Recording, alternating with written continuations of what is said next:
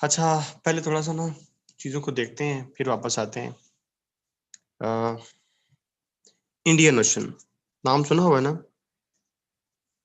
आपको पता है कि 3-4 जो हैं वो मेन ओशंस हैं, ठीक है, जिसके अंदर Indian ocean one of the main ocean है।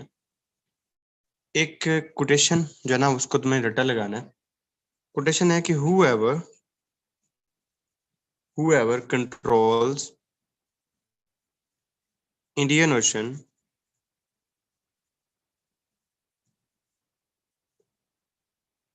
controls Asia।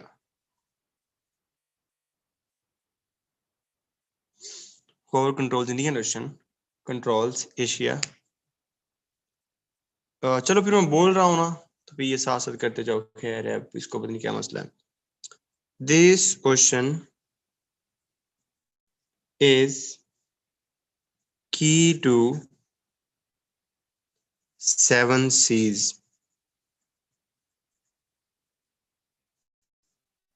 In 21st century, the destiny of the world will be decided by these waters। और ये बात किसने की? ये बात की अल्फ्रेड थायर ने। अल्फ्रेड थायर कौन है? He is US naval strategist। अब इस कोटेशन के अंदर इसमें 3 बातें हैं कि whoever controls Indian Ocean, जो भी इंडियन ओशन को कंट्रोल करेगा वो पूरे एशिया को कंट्रोल करेगा। और इसके अंदर दूसरी बात ये है कि ये जो ओशन है, जो इस पे कंट्रोल करेगा वो बाद में पूरी दुनिया को कंट्रोल करेगा। और जो 21st सेंचुरी की पॉलिटिक्स है वो सारी की सारी इन्हीं वाटर्स में डिसाइड होगी। क्योंकि अगर आप इसी इंडियन ओशन के सराउंडिंग में देखो तो तुम्हें 1/3 ऑफ जो वर्ल्ड पॉपुलेशन है वो तुम्हें इसी इंडियन ओशन के अराउंड मिलेगी। और ये 3rd लार्जेस्ट ओशन है। और दुनिया का जो 20% ओशनिक एरिया है, मतलब जो जितने समंदर हैं उनका जो 20% ओशनिक एरिया है वो ये एरिया है। और more than around 36 countries plus minus इसको बॉर्डर करते हैं। But unfortunately this is home to international border trade route navigation. So this is fortunately it is home to this Indian Ocean is home to international trade route navigation।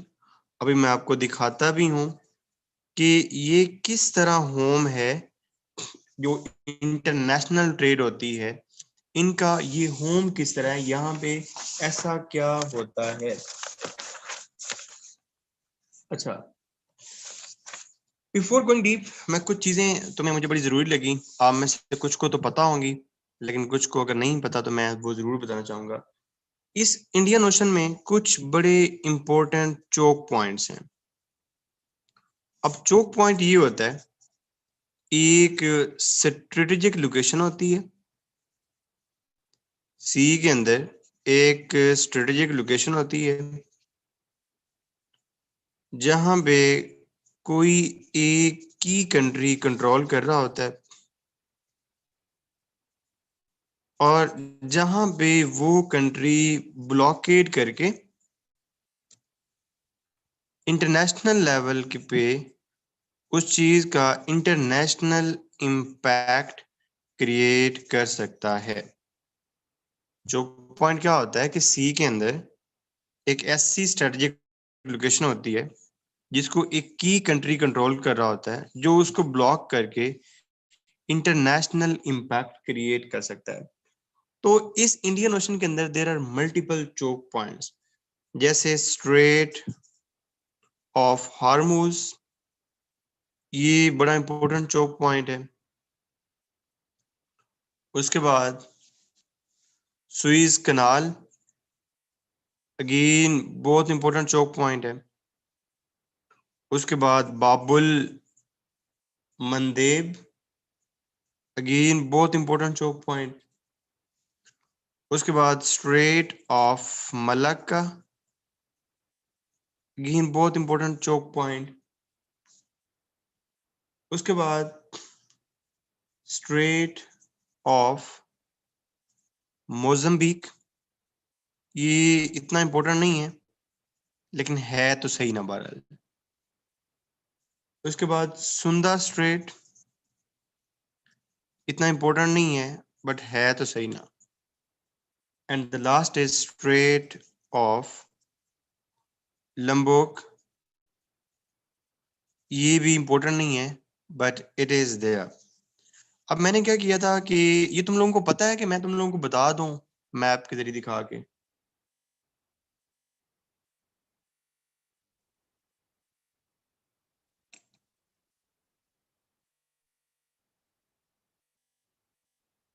अच्छा ठीक है, okay दिखा देते हैं ठीक है। आपने थोड़ा सा ना इंडियन ओशन को ये देखना है, इंडियन ओशन को ये देखना है कि ये वाला पार्ट आपका इसके अंदर आता है अरेबियन का, अरब वाला पार्ट यहाँ से शुरू होता है, मतलब यहाँ पे ये सऊदी अरेबिया है और उसके एंड पे यमन है और ओमान है। ठीक है, ये दो चीजें आपने ना बड़ी इंपॉर्टेंट याद रखनी है, मिडिल ईस्ट है ठीक है। और इस मिडिल ईस्ट के बाद क्या होता है कि इस मिडिल ईस्ट से इस तरफ, ये इस तरफ इधर है इजिप्ट, ठीक है, इजिप्ट नीचे सूडान, यहाँ पे ये एक सी है जिसको कहते हैं रेड सी, ये हमेशा याद रखना है तुम लोगों ने। ये Saudi Arabia, kingdom of Saudi Arabia, इधर इजिप्ट, इन दोनों के दरमियान रेड सी है। और ये जो किंगडम ऑफ अरेबिया है, जब ये इधर से घूम के इधर इंडिया बनाता है तो यहाँ पे भी एक बड़ा इंपॉर्टेंट गल्फ बनता है, ये वाला गल्फ, ये वाला, जिसको कहते हैं पर्शियन गल्फ। यहाँ पे बहुत इंपॉर्टेंट कंट्रीज हैं, कुवैत का नाम सुना, कुवैत, कुवैत यहाँ पे अंदर एंड पे है, कतर यहाँ पे है, बहरीन यहाँ पे है, यूएई यहाँ पे है, यहाँ पे फिर इंडिया है, और यहाँ पे ये सारी वो स्टेट्स हैं जिसको आप इंडोनेशिया, मलेशिया, थाईलैंड, ये सारा कुछ कहते हैं। Any how, before going deep, मैंने मतलब वो तस्वीरें ली हुई थी ताकि तुम्हें ये चीज समझ आ जाए, फिर हम एक को देखते हैं ठीक है। देखो, ये मैंने तुम्हें बताया, ये सऊदी अरेबिया, उसके साथ ये इजिप्ट और ये रेड सी, और यहाँ पे ये पर्शियन गल्फ, ये दुबई, कतर, बहरीन, वो ऊपर कुवैत, पर्शियन गल्फ, दुबई, और ये गल्फ ऑफ ओमान है। अच्छा अब देखो, यहां से कुवैत से, बहरीन से, कतर से जितना भी तेल आएगा वो इस स्ट्रेट से आएगा, और तो कोई रास्ता है ही नहीं। कुवैत, बहरीन, कतर से जितना भी ऑयल आएगा वो इस रास्ते से होके इधर आएगा। तो यहाँ पे स्ट्रेट वो होती है कि जो दो ओशन को कनेक्ट कर रहा होता है, एक स्मॉल पैसेज ऑफ वाटर होता है, the small passage of water that connects to straight.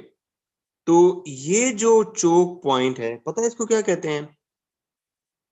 इसको कहते हैं स्ट्रेट ऑफ हार्मूज,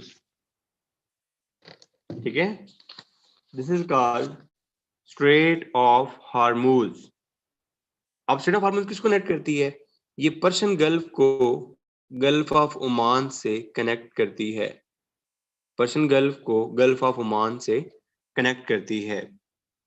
ये देख लो, ये देखो, अब इधर ये पर्शियन गल्फ, ये कतर, ये बहरीन, ये कुवैत, ये सऊदी अरेबिया, ये यूएई, ये ओमान, और यहाँ पे देखो ये स्ट्रेट ऑफ हार्मूज बन रही है, ये पर्शियन गल्फ और ये गल्फ ऑफ ओमान और ये अरेबियन सी, और ये अरेबियन सी इंडियन ओशन का पार्ट है। Look at it more clearly ताकि तुम्हें क्लियर हो जाए, बिल्कुल पता चल गया स्ट्रेट ऑफ हार्मूज का। नेक्स्ट है स्ट्रेट ऑफ मलाक्का। अब देखो ऊपर ये मलेशिया है और नीचे ये इंडोनेशिया है। सिंगापुर नहीं, सिंगापुर तो बहुत छोटा सा, इसको आप फॉर द टाइम भी इग्नोर कर दो। ये मलेशिया है और ये इंडोनेशिया है। इन दोनों के दरमियान जो स्ट्रेट गुजर रही है that is called straight of Malacca. और देखो इन कंट्रीज के साथ जितना भी इंटरेक्शन करना है, या अगर आप इधर से आ रहे हैं, आप बे ऑफ बंगाल में और आपने इधर जाना है, तो यही एक रास्ता है कि जिससे घूम के आपने इधर जाना है, और यहाँ पे कोई रास्ता नहीं है। Very important. आगे नेक्स्ट देखो, इसी को एक्सप्लेन किया भाई। देखो ये स्ट्रेट ऑफ मलक्का है, ये मलेशिया है, ये इंडोनेशिया, सिंगापुर नहीं, सिंगापुर लिख दिया है, यहाँ पे इंडोनेशिया को हाईलाइट करना चाहिए था।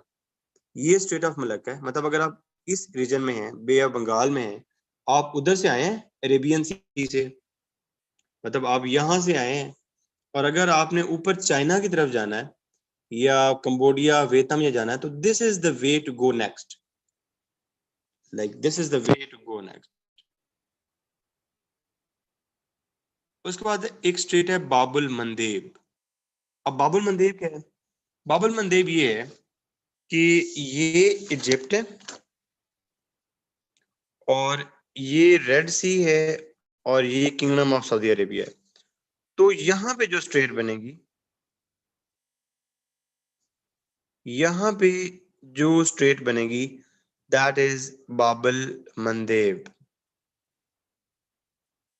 लुक एट हियर, ये तो हो गया हमारी strait of Hormuz between Persian Gulf and Gulf of Oman. इसलिए मैप में कोशिश करना कि सबसे पहले तुमने ये मिडिल ईस्ट का पोर्शन बनाना है और इसके साथ इधर इजिप्ट बनाना है और यहाँ पे अपना रेड सी बना लेना है।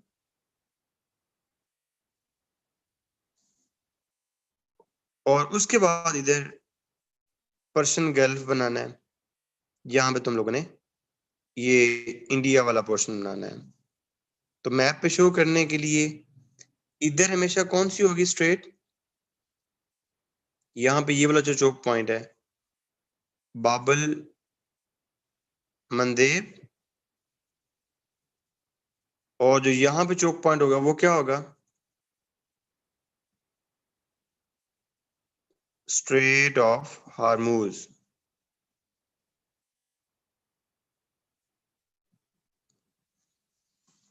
और इधर जो हमने नीचे बनाया, इधर जो हमने नीचे बनाया,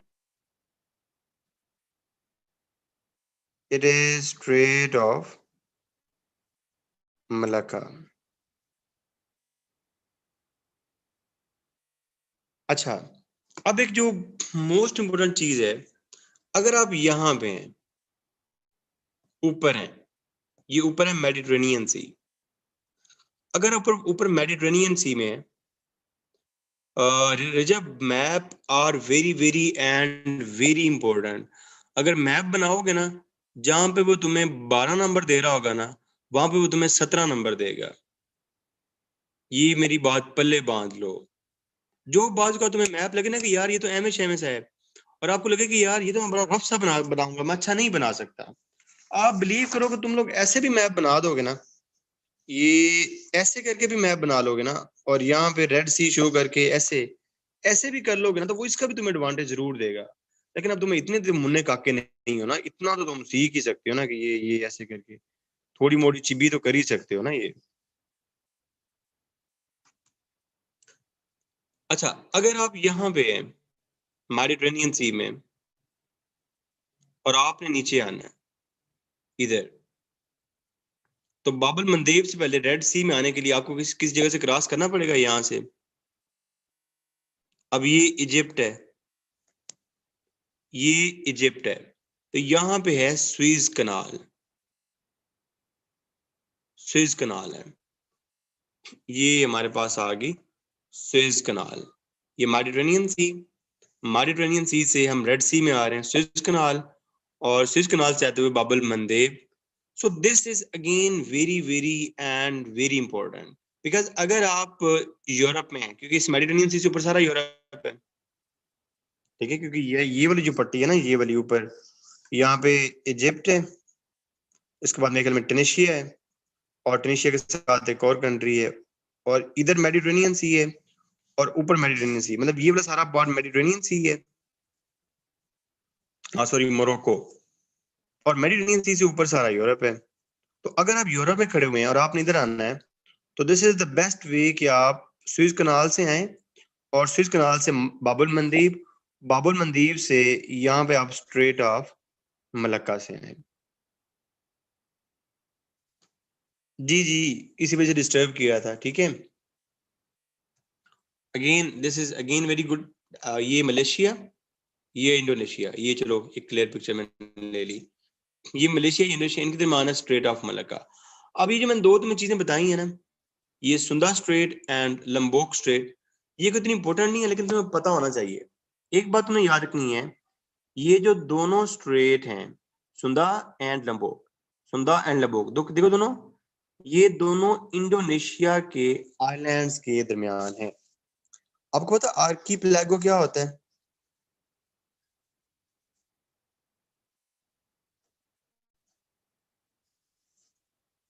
आर्कीपेलागो होता है, मतलब ग्रुप ऑफ आइलैंड्स को कहते हैं, और जो ये है Indonesia, that is a group of island.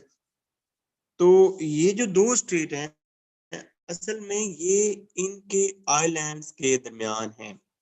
देखो, ये लंबोक स्ट्रेट है, ये बाली उनका एक बड़ा खूबसूरत किस्म का आइलैंड है, आप में से में भी कोई गया भी हो, गया है कोई, और ये लंबोक है, इनके दरमियान जो स्ट्रेट है that is called Lombok straight.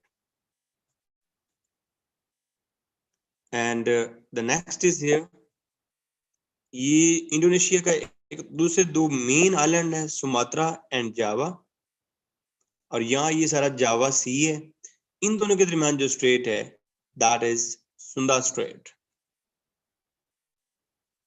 Okay, तुम लोगों ने मैडागास्कर का नाम सुना है? एक तो तुमने मूवी देखी होगी ना, मैडागास्कर।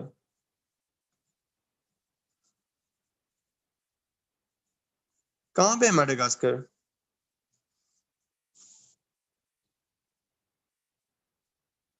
ये जब तुम अफ्रीका का मैप बनाते हो ना ऐसे करके,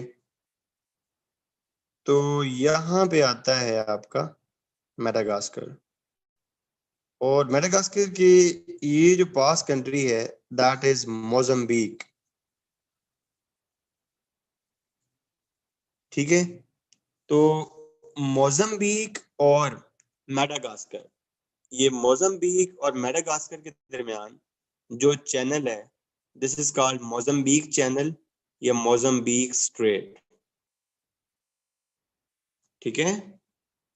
और ये मोरक्को है, जैसे मैंने ऊपर आपको बनाया था, ये इधर इजिप्ट, ट्यूनीशिया और मोरक्को, और मोरक्को से ऊपर बिल्कुल इधर से स्पेन स्टार्ट होता है, और यूरोप। और तुम्हारा टेस्ट ये है, यहाँ पे क्या है, ये वाला पार्ट क्या है, यहाँ पे कौन सा कंट्री है?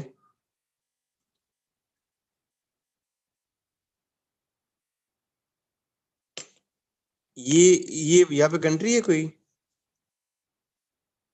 मर जाओ सारे, दिस इज मेडिटेरेनियन, अभी तो पढ़ाया है, मेडिटेरेनियन है। ये रेड वाला कौन था, उसको तो मैं क्या कहूँ अब। मेडिटेरेनियन इधर इजिप्ट के बाद, ये इजिप्ट वाला है मेडिटेरेनियन, सॉरी रेड सी।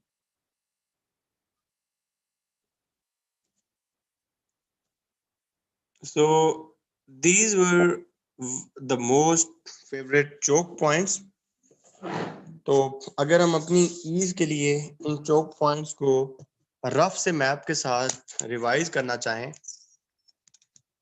तो कैसे करेंगे?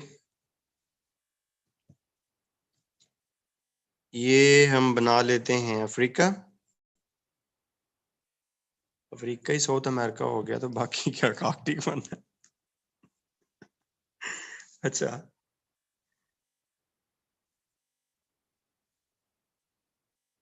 ये अफ्रीका और अफ्रीका के साथ ये मिडल ईस्ट, मिडल ईस्ट के साथ ये इंडिया और ये सारी यहाँ पे लिटोरल स्टेट्स। अब मैं पॉइंट्स पे नाम रखूंगा, बताना तुमने मुझे है, ठीक है? ओके, इस चोक पॉइंट को क्या कहते हैं? वेरी गुड, हारमूज, शाबाश। तुम लोग अभी तेज हो गए हो कि बचपन से ही ऐसे तेज थे? यहाँ पे इस चोक पॉइंट को क्या कहते हैं? बाबल मंदेब, ठीक है। इस चोक पॉइंट को क्या कहते हैं? मलक्का। तुमने सारी जिंदगी ये भी जब तैयारी कर रहे होगे एक पॉलिसी सुनी होगी, स्ट्रिंग ऑफ पर्ल पॉलिसी, सुनी है? स्ट्रिंग ऑफ पर्ल पॉलिसी असल में है चाइना की। ये चाइना की पॉलिसी है। चाइना इस पॉलिसी के राउंड ये इंपॉर्टेंट एक स्ट्रिंग ऑफ पर्ल बना रहा है, मतलब मोतियों की लड़ी बना रहा है। अब मोतियों की लड़ी ये है कि ये लड़ी है, ये लड़ी है, और इसमें मोती क्या है कि जो इंपॉर्टेंट पोर्ट्स हैं वो मोती हैं। अब वो जो इंपॉर्टेंट पोर्ट्स हैं वो मैं बताता हूँ कौन सी हैं, लेकिन उनका कंसेप्ट तुमने याद रखना है कि जितनी भी पोर्ट्स इसके इंपॉर्टेंट चोक पॉइंट्स के अराउंड आती हैं वहां पे इंडिया अपनी ये चीज अपनी मिलिट्री बेसिस और सारा कुछ बना रहा है। अच्छा, एक तुमने इंपॉर्टेंट बात याद रखनी है, ये लफ्ज कभी नहीं भूलना, SLOCS, स्लोस क्या होता है?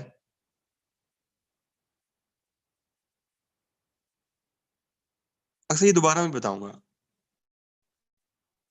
ये सी कम्युनिकेशन होती है, S से सी, L से line, sea lines of communication.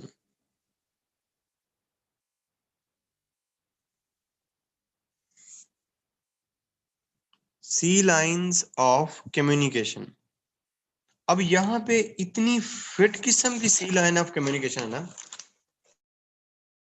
Indian ocean के अंदर इतनी फिट किस्म की जो है ना यहाँ पे सी लाइन ऑफ कम्युनिकेशन है। जस्ट हैव अ लुक कि यहाँ पे कितनी प्यारी सी लाइन ऑफ कम्युनिकेशन है।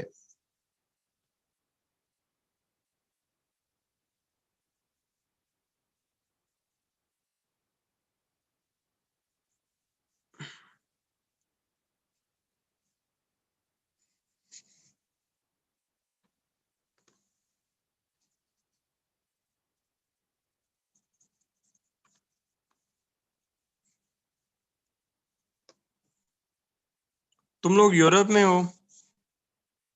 और तुमने चाइना में आना है, एसएलओ कौन प्रोवाइड कर रहा है? Indian ocean.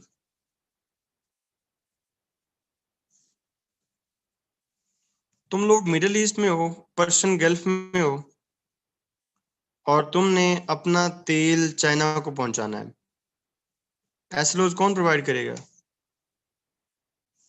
Indian ocean. तुम अफ्रीका में हो और तुमने अपने हीरे जवाहरात गोल्ड डायमंड चाइना में पहुंचाना है, एसएलओ कौन प्रोवाइड करेगा? Indian ocean. So this Indian ocean is very very very important. आप चाइना से निकलें, स्ट्रेट ऑफ मलक्का आए, इधर से पर्शियन गल्फ चले जाएं। आप चाइना से निकलें, स्ट्रेट ऑफ मलक्का से जाएं, रेड सी, रेड सी से क्रॉस करें, स्विस कनाल, सुएज कनाल से यूरोप में आ जाएं। आप अफ्रीका किसी कंट्री में बैठे हुए हैं, यहाँ से निकलें, स्ट्रेट ऑफ मलक्का क्रॉस करें और आप चाइना में चले जाएं। सो this is very very and very important. ठीक है,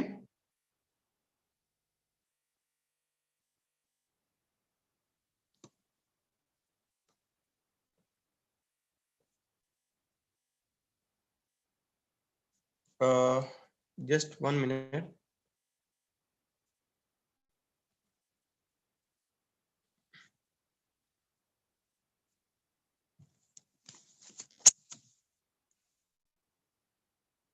ये मैप नजर आ रहा है?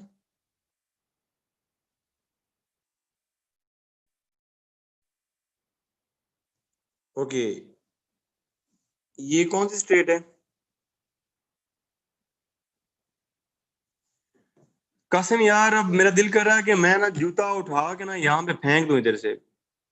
गूगल से निकाली है यार, ये अभी निकाली है, राइट नाउ। ये मोजाम्बिक है। ओके, ये क्या है?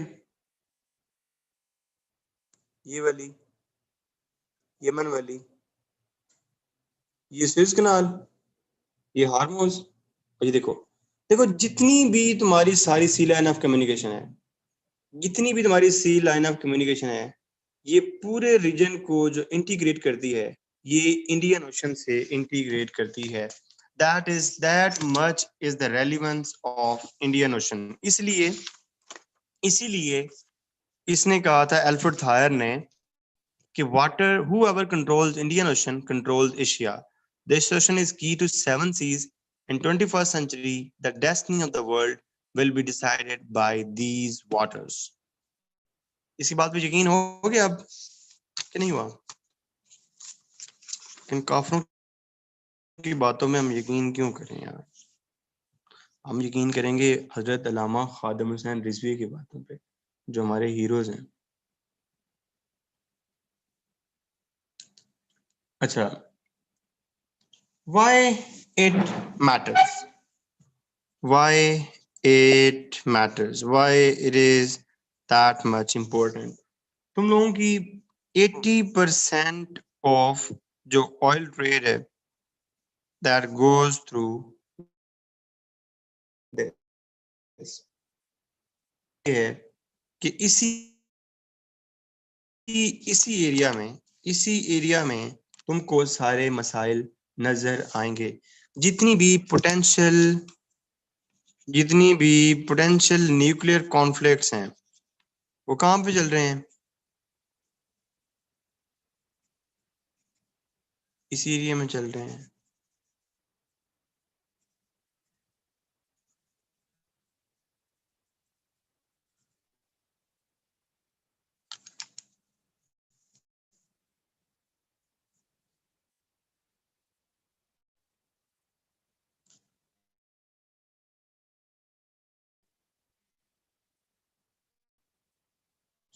अगर हम इसको सम करें तो यहाँ पे जो 4-5 मेन प्रॉब्लम्स हैं, वन इज मिलिटराइजेशन। अब मिलिटराइजेशन यहाँ पे क्या हो रही है? मिलिटराइजेशन कौन कर रहा है? One is US strategic interest है बहुत ज्यादा इस चीज के अंदर, इसलिए यूएस इंडिया को अपने साथ मिलाना चाहता है। यूएस सिंगापुर को अपने साथ मिलाना चाहता है, और यूएस ने जापान को तो अपने पास रखा ही हुआ है। उसके साथ एक और ब्लॉक आ जाता है, दैट इज चाइना। चाइना ने रशिया को तो अपने साथ मिलाया है, गवादर को डेवलप करके सी पैक के जरिए पाकिस्तान को अपना हिस्सा बनाया हुआ है। और चाइना कोशिश कर रहा है कि वो स्ट्रिंग ऑफ पर्ल पॉलिसी पे काम करके यहाँ पे और भी कंट्रीज को अपने साथ जोड़ लें। और इसके अंदर एक और मसला ये है कि इसी इसी के अंदर जो एक्स्ट्रा रीजनल फोर्सेस हैं, उनके भी बहुत ज़्यादा स्टेक्स हैं। They have high stakes in this area. इसलिए वो हमेशा यहाँ पे अपनी नेवल प्रेजेंस रखते हैं। यूएस अफगान वार क्यों नहीं खत्म करता? यूएस मिडिल ईस्ट से क्यों नहीं निकलता? You can write these things.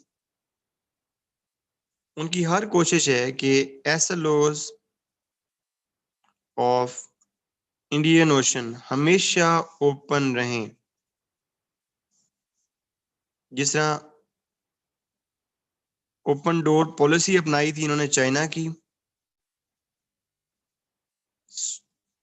और इसी तरह ये चाहते हैं कि आज भी ये हमेशा ओपन रहें ताकि इनके इकोनॉमिक इंटरेस्ट हर हिसाब से मेंटेन होते रहें। और इन्हीं चक्रों की वजह से जो भी तुम्हें आज पर्शियन गल्फ में सारे मसाइल नजर आते हैं, जो मसला तुम्हें ईरान में, इराक में, और ये सारी चीजें, this is due to extra regional forces. और यहाँ पे मसला ये है, यहाँ पे एक और मसला ये है कि यहाँ पे जितने भी सिक्योरिटी थ्रेट्स हैं, जितने भी सिक्योरिटी थ्रेट्स हैं, वो सारे के सारे नॉन ट्रेडिशनल हैं। एक भी ट्रेडिशनल सिक्योरिटी थ्रेट नहीं है। थ्रेट किसके है? पायरेसी का थ्रेट है। कभी सोमालिया आपके ऊपर कब्जा कर लेता है, कभी कोई कर लेता है, कभी कोई कर लेता है। थ्रेट किस चीज का है? यहाँ पे क्या कहते हैं उस वॉर को जो कोई और लड़ता है?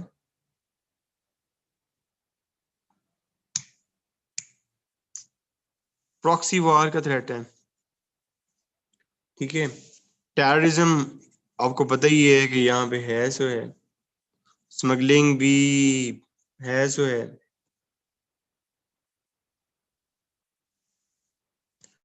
So what can be taken, the need of the hour is कि जो रीजनल फोर्सेस हैं, वो जो रीजनल फोर्सेस हैं, जिस तरह वो आसियान को आगे लेके जा रहे हैं, जरूरत इस समर की है कि सार्क भी इकट्ठी हो।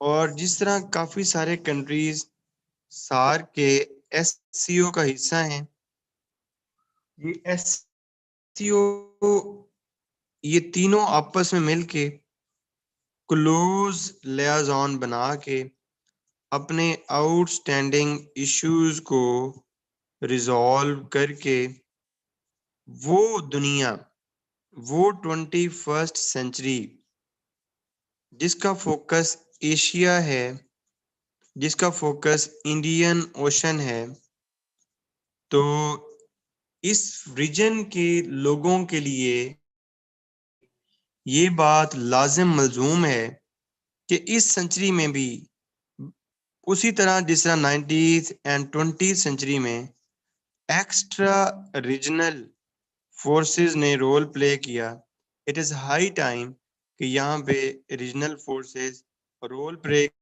करें और वो इक्विटेबली सोर्सेज को डिस्ट्रीब्यूट करके अपने आउटस्टैंडिंग इश्यूज को सॉल्व करें ताकि इस रीजन की गुर्बत खत्म हो और वो ग्लोबल नॉर्थ जो दुनिया को हमेशा कंट्रोल करता है उसको टफ चैलेंज मिले, और ग्लोबल साउथ से कंट्री निकल के ये ग्लोबल साउथ का धब्बा जो अपने साथ लगा हुआ है इसको हमेशा हमेशा के लिए खत्म कर दे।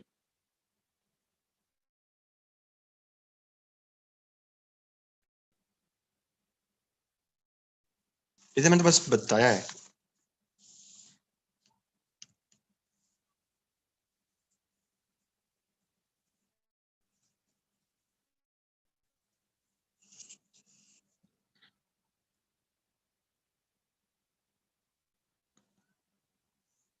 यार बच्चे ये पॉइंट सारे यहाँ पे लिखे हुए हैं, ठीक है। ग्लोबल साउथ वाला कितना एक्सप्लेन करना है बाबा, वही सारी चीजें जो पिछली हैं। अब तो तुम्हें ये पिछले क्वेश्चन ना करने चाहिए, वो सारी चीजें हमने पढ़ी। ग्लोबल नॉर्थ ग्लोबल साउथ पे कितनी डिबेट की थी हमने दूसरी क्लास में।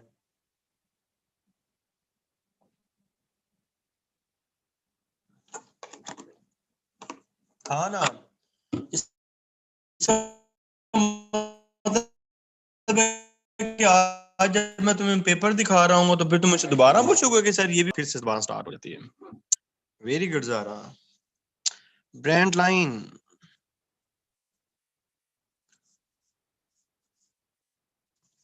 दोबारा ना स्टार्ट कर लें आज से यार। Pacific question.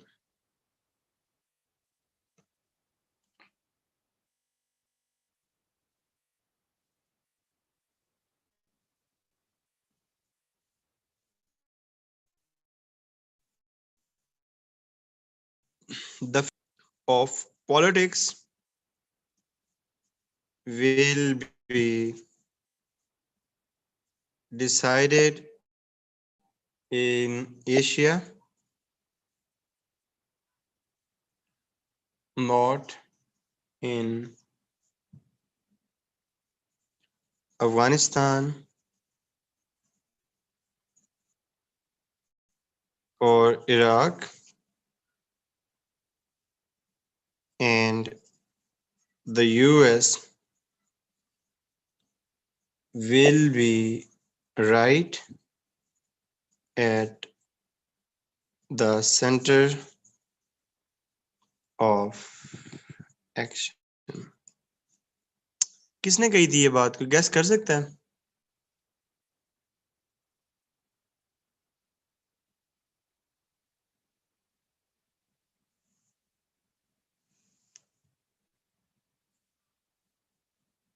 वाओ, ये किसने बताया है?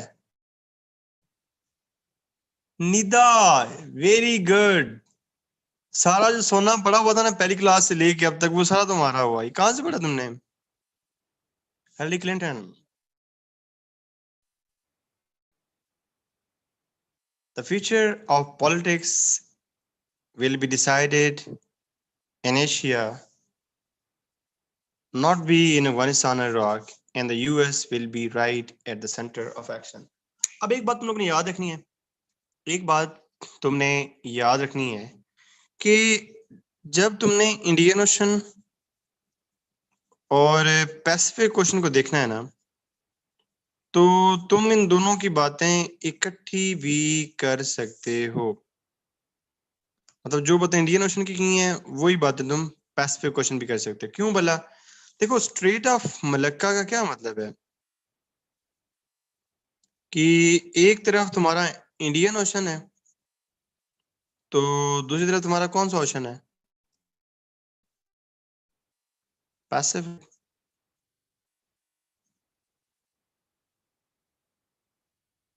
सारे पॉइंट्स सेम है, सारे पॉइंट्स ऑलमोस्ट सेम है। बिकॉज ओशन में ये नहीं होता कि क्लियर डिवाइड होती है कि यार ये एक ओशन है और ये दूसरा ओशन है। ओशन ऑलमोस्ट मिले होते हैं। असल में होना ये चाहिए था, इनको कोर्स इस तरह बनाना नहीं चाहिए था। कोर्स इस तरह होना चाहिए था कि सारी डिबेट्स दो ओशंस के अराउंड घूमनी चाहिए। किस किस में? एक तरफ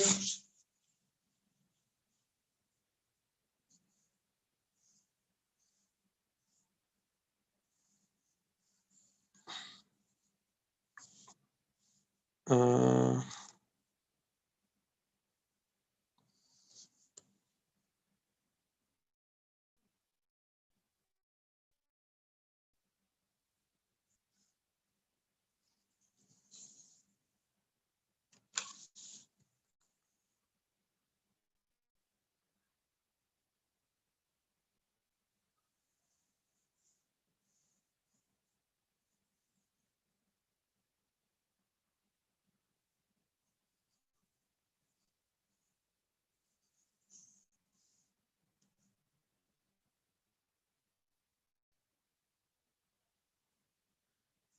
अच्छा, पेपर में ना तुमने ना एक दफा ये भी एक्स डालना, ठीक है ना? मैप बनाओ ना अगर, और एक दफा वो तुमने मैप बना ली है कि नॉर्थ अमेरिका और साउथ अमेरिका को इधर ईस्ट पे रख लिया, दूसरी दफा एक्स ये डाल देना कि इसको सेंटर में बना लेना, ताकि ना एक पता चलेगा यार, मतलब है क्या बात है, बच्चे को तो आती हैं चीजें। ठीक है? अब देखो इधर क्या है, ये क्या है सारा ऐसा?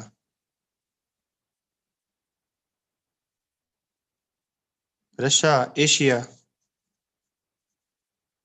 ठीक है ना? और ये क्या है? दे यूरोप। तो एक तो पॉलिटिक्स है अटलांटिक की, एक तो सारी पॉलिटिक्स है अटलांटिक की, ठीक है, और एक सारी पॉलिटिक्स है पैसिफिक की। अब पैसिफिक के साथ ही तो यहाँ पे ये सारा है इंडियन ओशन।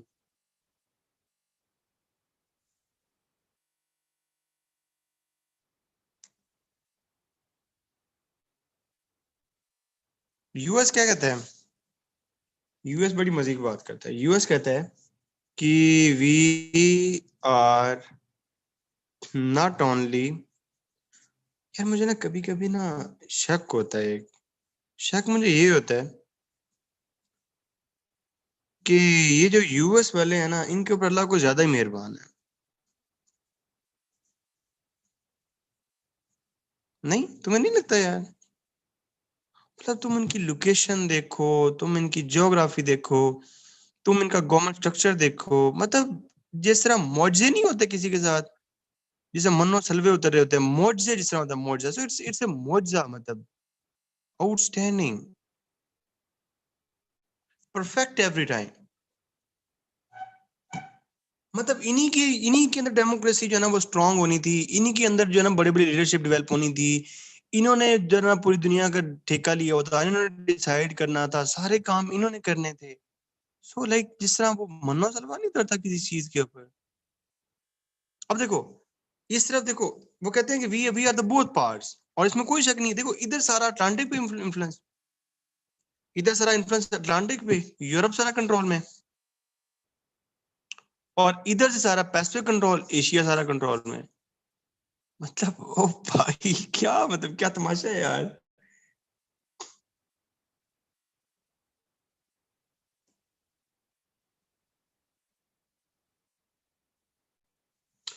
अच्छा, अभी ये जो एशिया पैसिफिक बैलेंसिंग है ना, मैं इसके आपको तीन मेन पॉइंट्स बताता हूँ, वो ये आपने पेपर में लिखने हैं।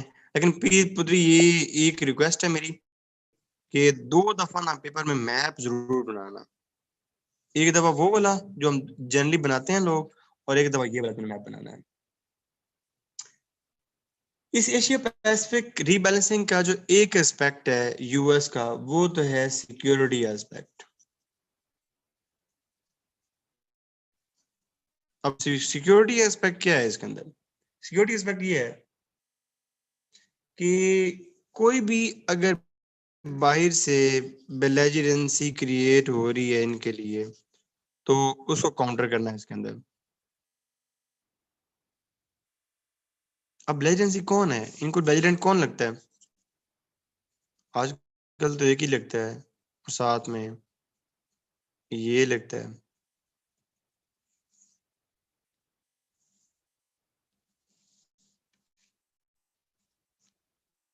और उसको काउंटर कैसे करना है?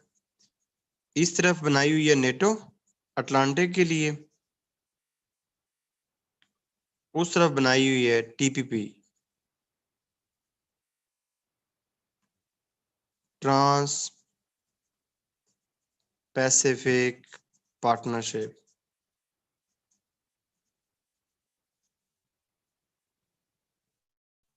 मतलब अटलांटिक के लिए नेटो, और पैसिफिक के लिए टीटीपी। फाइनेंशियल एस्पेक्ट क्या है कि ये जो 11 कंट्रीज हैं एशिया के, जो 11 मेन कंट्रीज हैं, उनके साथ इनके ट्रेड एग्रीमेंट्स हैं।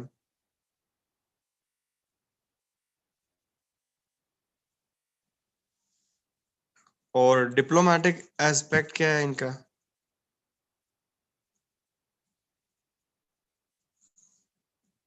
कि जो यहाँ पे मल्टी लैटरल ऑर्गेनाइजेशंस हैं, उनको लूप में लेकर आना है। और अभी यूएस की जो करंट फॉरेन पॉलिसी है, उसका मेन एस्पेक्ट यही है कि किसी तरह आसियान को हम अपने लूप में लेकर आए, ताकि जो हाइटेंड इन्वायरमेंट है वो स्लो हो, वो माठा पड़े। और हम जो है ना वो बैक इन पोजीशन आए।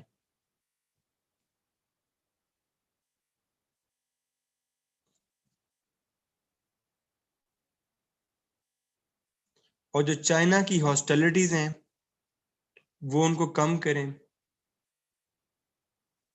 और यहाँ पे जो मेन इशू है, यहाँ पे जो मेन इशू है जिसका सबसे ज्यादा मसला है, दैट इज साउथ चाइना सी। ये क्या बकवास है? Okay, hello. हाँ,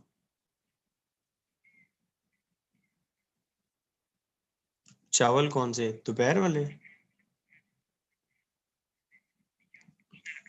हैदर, मेरा हूं दिल कर रहा है कि मैं तेरी इतनी फैंडी लावा, इतनी फैंडी लावा ना।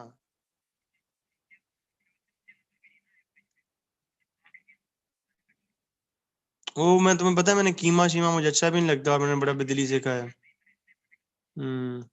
चल फिर इस तरह करके ना उनको गर्म कर, साथ में एक अच्छी सी चाय बना। नहीं नहीं नहीं, फ्रूट फ्रूट मैंने नहीं खाना। तो इस तरह करो कि ना वो चावल ले आओ गर्म करके, और ना साथ में ना चाय ले आओ। जाहिर बात है। ओके। नहीं नहीं, उसका वो फ्रूट ना ले आओ, बल्कि ना उसका शेक बना लो, शेक ले आओ। तीनों चीजें ले आओ, चाय भी ले आओ, शेक भी ले आओ, और वो चावल भी ले आओ। ओके। सॉरी। अच्छा,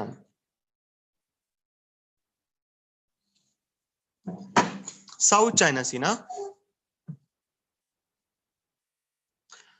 यार ये देखो, यार मैं मुझे बड़ा गुस्सा आ रहा है उस पे। वो तो बस मेरा मूड नहीं था गुस्सा करने का, मतलब मैं नीचे गया हूँ तो आज वो बना हुआ था, कीमा बना हुआ था। वो कीमा मुझे बिल्कुल भी अच्छा नहीं लगा और मुझे कभी भी अच्छा नहीं लगा।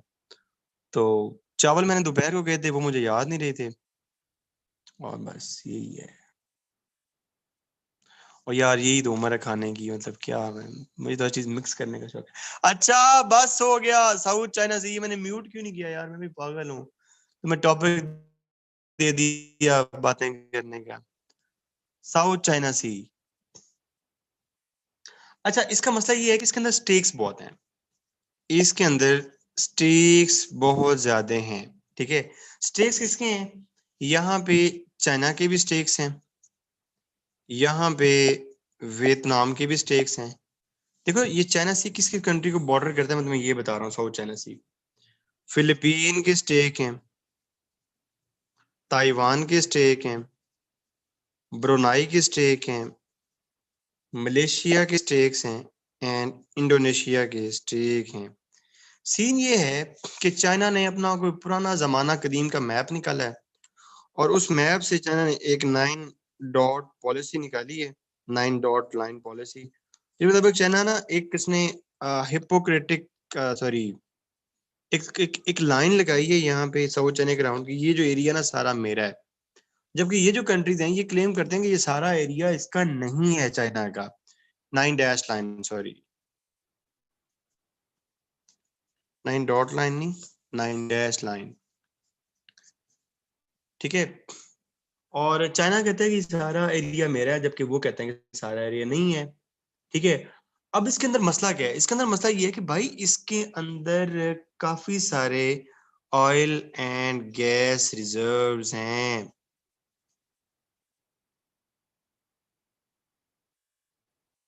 इसके अंदर जो ग्लोबल शिपिंग ऑफ ऑयल है वो दुनिया में सबसे ज्यादा है, क्योंकि सब ऑयल यूज करने वाले यही कंट्रीज हैं, चाइना और जापान।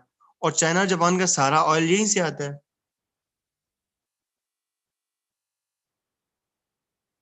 और इस कंट्री के अंदर, इस एरिया के अंदर बहुत स्ट्रेटेजिक आइलैंड्स हैं।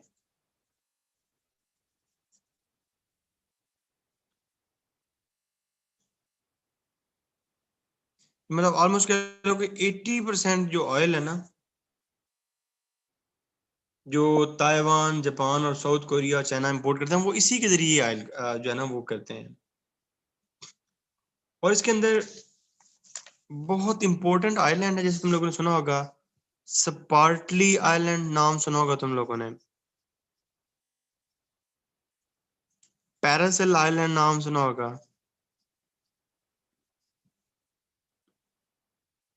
ये है यहाँ पे।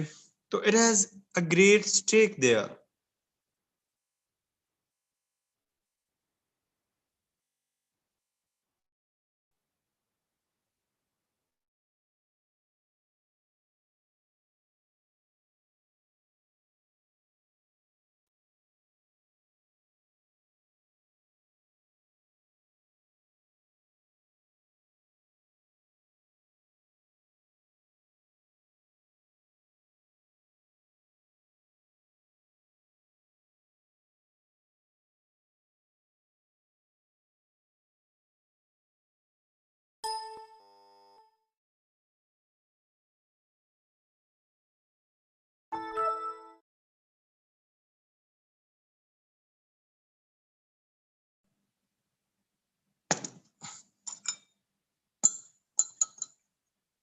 यार मैं कोशिश करूंगा कि जो लोग लाहौर में है ना, तो मैं इनको इंशाल्लाह शिमला में इनवाइट करूंगा इंशाल्लाह।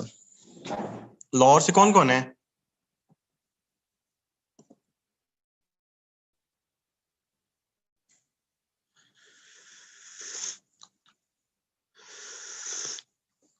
ठीक है, डन। इंशाल्लाह you will have a tea here, तो we will have a tea together इंशाल्लाह। अच्छा, ये खत्म करते हैं, उसके बाद फिर ब्रेक लेते हैं। ये खत्म, आज 10 मिनट की ब्रेक लेते हैं। और आज इंशाल्लाह तुम्हारे दिल जो है ना, दिल वो खुश हो जाएंगे। मैं अभी कोर्स देख रहा था, और जब मैंने ये देखा ना कि यार मैंने एक एक चीज करवाई है, तो आई वाज सो हैप्पी। अभी अभी हम करते हैं, just just have a look.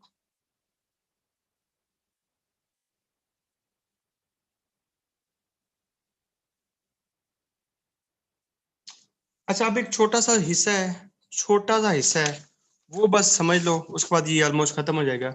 Euro Atlantic, उसमें ना यूरो अटलांटिक, क्या होता है यूरो अटलांटिक?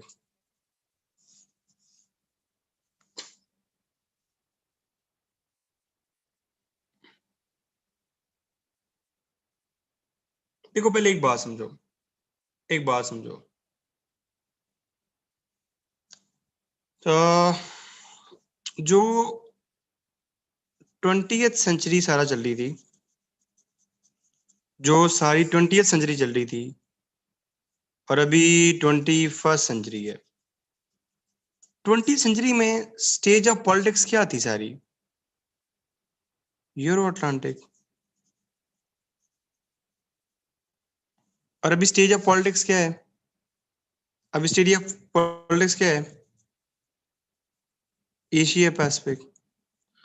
तो मेरे ख्याल में यूरो अटलांटिक की समझ आ गई कि what is euro Atlantic. So actually it's a western portion and it is eastern. यार ऐसे ही लिखना प्लीज, जिसे मैं पढ़ा रहा हूँ ना, ईस्टर्न अमेरिकन। ठीक है, इंक्लूडिंग यूरोपियन स्टेट्स। जी जी, यही है, मुझे पहले पढ़ा दिया आप लोगों को। Including NATO, 6/10 of world largest economies. दुनिया की टॉप 10 इकोनॉमीज में 6 यहाँ से हैं। 4/7 वर्ल्ड डिक्लेयर्ड न्यूक्लियर स्टेट्स यहाँ से हैं।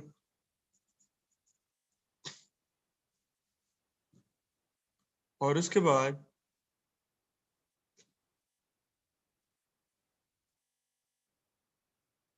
यहाँ पे मोस्टली अब जो है ना, वो ठंडी है।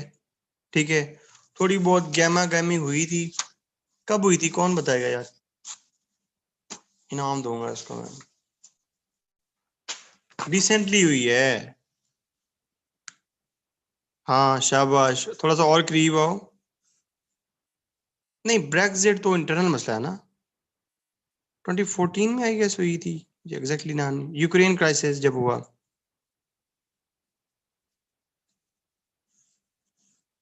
फोर्टीन में 16 था।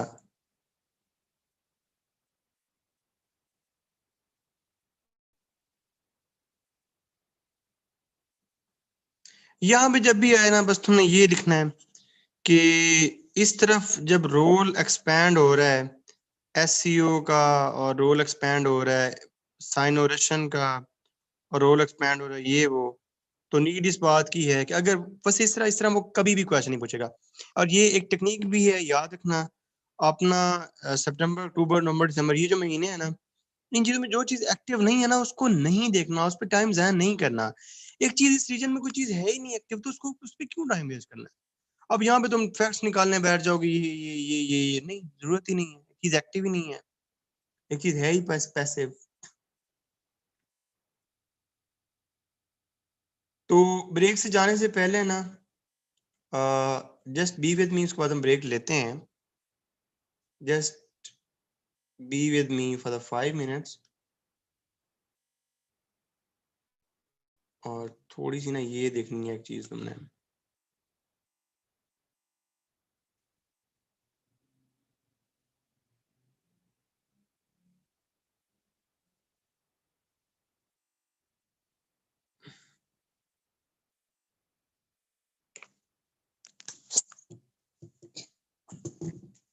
देखो ये तुम्हारा कोर्स था पेपर 1 का, definition scope of international relations, nation state, evolution of international society, classical approaches, realism, idealism, scientific revolution, behavioral approach, system approach, neorealism, neoliberalism, postmodernism, critical theory, feminism, constructivism।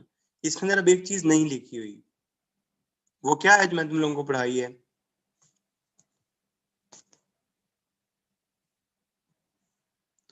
नहीं, नहीं, नहीं। Very good, great debates, great debates. तो जब भी अपना paper लिखना है तो उसके अंदर ग्रेट डिबेट्स जरूर रेफरेंस देना है, ताकि उसका इम्पैक्ट अच्छे से अच्छा पड़े, ठीक है। उसमें international political security, conceptualization of security in 21st century, power, elements of national power, balance of power, foreign policy, sovereignty, national interest, strategic approach to war, war, causation of war, total war, limited war, asymmetric warfare, civil war, guerrilla warfare, strategic culture, determinants of Pakistani strategic culture, deterrence, theory and practice with special reference to India and Pakistan, theories in IP, mercantilism, economic liberalism, new Marxism, theories of imperialism, dependence, interdependence, discourse, political community, nationalism, internationalism, globalization, approaches to peace, diplomacy, international law, arms control, disarmament, and nuclear and non-proliferation regimes, international political institutions, United Nations, International Monetary Fund, World Bank, and International Court of Justice। मैं अल्लाह की ज़ात से challenge करके कह रहा हूँ कि जितनी भी तुम्हारी बड़ी बड़ी अकेडमीज है ना, नोवा है या वर्ल्ड टाइम्स है या जो भी है, उसमें जो बंदा कोर्स खत्म करके आया हो ना, और अगर वो एंड पे ऐसे करवाते हो कि यार ये मैंने तुम्हें करवाया है, और फिर भी तुम मेरी कमर पीछे बातें करो, तो फिर बड़ा दिल दुखता है यार। अभी ये पेपर 1 देखा है, और मुझे एक बात देख के ना वो बड़ा दुख हुआ था, वो ये है कि एक ये भी था कि लोगों की क्लास होती है 6 बजे, लोग आते हैं 7 बजे और 8 बजे फारिग कर देते हैं। बट आई रेड, अगर क्लास 9 थी तो 9:05 पे आता था, और हार्डली जो शुरू वाली क्लासेस थी 10 मिनट्स या 15 मिनट्स ब्रेक होती थी, और खत्म होती थी 12 बजे।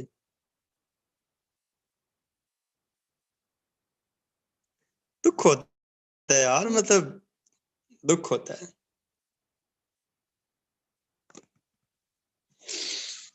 चलो ये पेपर 2 का भी देखो, उसके बाद आगे चलते हैं। ये था Russian revolution, fascism, League of Nations, Second World War। उसके बाद cold war, decolonisation in Asia and Africa, rise of United Nations and Soviet Union, era of tight bipolarity, detente, revival of the Cold War, end of history, clashes of decision, terrorism, globalization, unipolarity, world order, revival of multipolarity, League of Nations, United Nations, regional organizations, EU, reforms in UN, World Bank, foreign policy, USA, Russia, China, India, Pakistan, EU, South Asia, peacemaking, peace building,